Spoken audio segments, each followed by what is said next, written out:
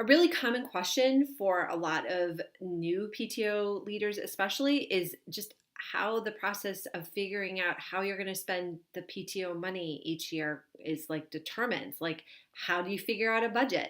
That's exactly what I'm going to be talking about in today's video.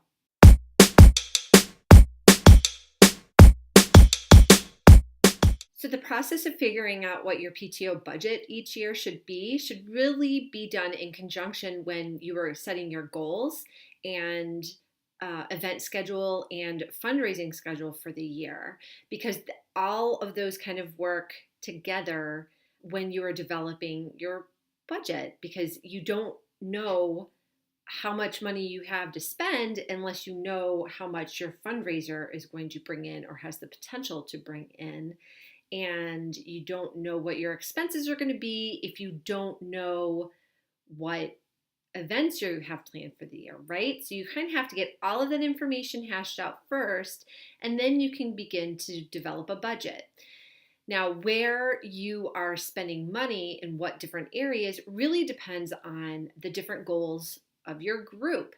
If your group's goal for the year happens to be to engage parents more and get parents more involved, then maybe you don't want to be spending money for new recess equipment, but you maybe do want to spend money on a new school marquee billboard so that parents know what's going on. That's why I say that your events and the fundraising and your goals are all kind of connected when it comes to figuring out your budget for the year, because they totally are.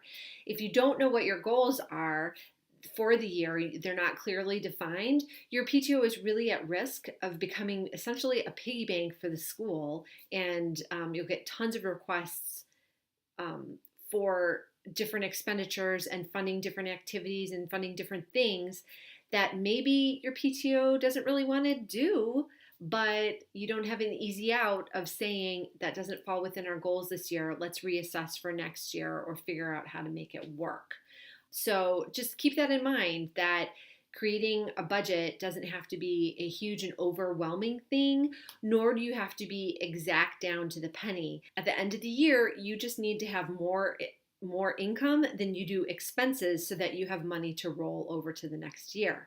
So keep this in mind when you're planning your budget. If you enjoyed this video, please come and join me on the PTO Answers Facebook page. I give more advice like this every week during a weekly live stream. So join me there.